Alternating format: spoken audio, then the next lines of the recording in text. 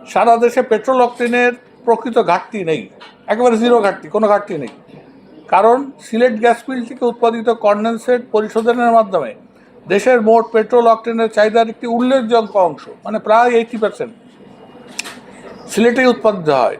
মধ্যপ্রাচ্যের যুদ্ধ বা আন্তর্জাতিক অস্থিরতার সাথে সিলেট গ্যাস ফিল্ডের কনডেনসেটের উৎপাদনের কোনো প্রত্যক্ষ বা পরোক্ষ সম্পর্ক নেই।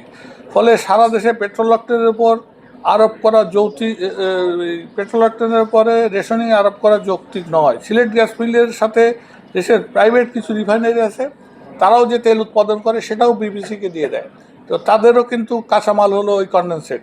তো এই জন্যে পেট্রোল অকটেনের কোনো সংকট নেই, এই পণ্যের সাথে যুদ্ধের কোনো সম্পর্ক নেই। বিধায় পেট্রোল অকটেনের রেশনিং বন্ধ করা অত্যন্ত জরুরি।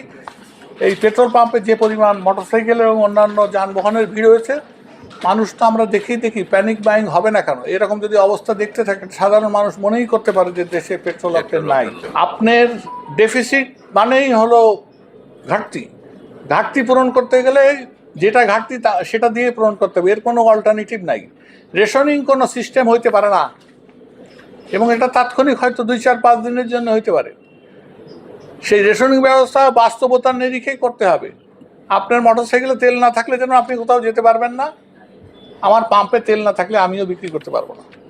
আসলে মোবাইল কোড করতেছ না, আমরা স্বাগত জানাই মোবাইল করছি। আমি আপনাদের মাধ্যমে অনুরোধ করব মোবাইল কোডটা ডিপো পর্যায়ে করা হোক।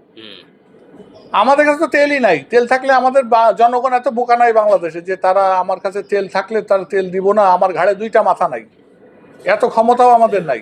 তেল যার কাছে আছে সে বিক্রি করতে হবে। এখন বাংলাদেশের বর্তমানে মজুতকারী হয়েছে বাংলাদেশ পেট্রোলিয়াম কর্পোরেশন, তাদের কাছে পর্যাপ্ত মজুত আছে। একটার পর একটা জাহাজ আসতেছে, আপনারা শুনে আশ্চর্য হবেন, বিদেশ থেকে যে জাহাজ আসতেছে তারা আনলোডের জায়গা পাচ্ছে না, ফলে তাদেরকে বৈদেশিক মুদ্রায় এই ওয়েটিং টাইমের জন্যে কম্পেনসেশন বা ফি দিতে হয়, সেটাও দিতে রাজি আছে গভর্নমেন্ট, আমাদের বিপিসি, কিন্তু তারপরও তেল সরবরাহ সুষ্ঠু করছে না। আমি পরিষ্কার বলতে চাই, এখানে একটি আমলাতান্ত্রিক জটিলতা আছে, এবং নতুন গভর্নমেন্টকে মনে হয় আকার ইঙ্গিতে কেউ না কেউ কারো বুদ্ধিতে সাবটাইজ করতেছে।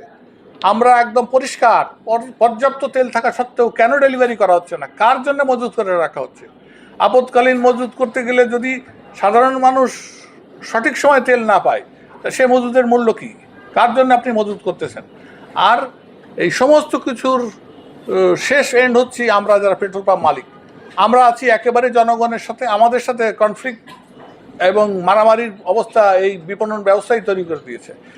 যদি ওনারা এই বিপণন ব্যবস্থার মধ্যে সরলতা, সঠিকতা এবং বাস্তবতার নিরিখে না করেন, কোনো অবস্থাতেই আমাদের পক্ষে এইটা চালানো সম্ভব না। আমরা এখন কি করছি, পোস্ট অফিসের মতো ওনারা আমাদেরকে বলছে তুমি 2000 লিটার নিয়ে যাও, আমরা 2000 লিটার পাম্পে ঢালছি, যতক্ষণ পর্যন্ত 2000 লিটার থাকছে ততক্ষণ পর্যন্ত সরবরাহ করছি, তারপরে তেল নাই ঘোষণা দিয়ে 2 হাত তুলে বসে থাকতেছি।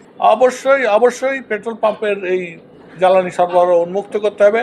আমাদের সুনির্দিষ্ট প্রস্তাব, পেট্রোল অকটেনের জন্য উন্মুক্ত করুন, কৃষিকে বাঁচান। আসন্ন ঈদ সামনে, আগামী সপ্তাহ থেকেই গাড়ি যাতায়াত শুরু হয়ে যাবে, দূরপাল্লার গাড়ি। যে পদ্ধতিতে জ্বালানি সরবরাহ করা হচ্ছে, আমি আপনাদেরকে দায়িত্ব নিয়ে বলছি 100% লোক দেশে যেতে পারবে না, তেলের অভাবে বাস সব বন্ধ হয়ে যাবে। তো এই বন্ধ হওয়ার জন্য ওনাদের কোনো দূরদর্শিতা নাই, বাস্তবতার সাথে কোনো মিল নাই। এই অবস্থায় আমার মনে হয় আপনারা এই চিত্রটা তুলে ধরেন, অনতিবিলম্বে সকল পেট্রোল পাম্পকে তাদের চাহিদা মোতাবেক হয় তেল দেন, আর না হলে ওনারা এই তেল দিয়া বন্ধ করেন। এই পারফিউম 2000 লিটার 1000 লিটার দিয়ে জনগণের সাথে আমাদের যে সংঘর্ষ তৈরি হচ্ছে, এটা আমাদের জন্য কোনোভাবেই কাম্য নয়।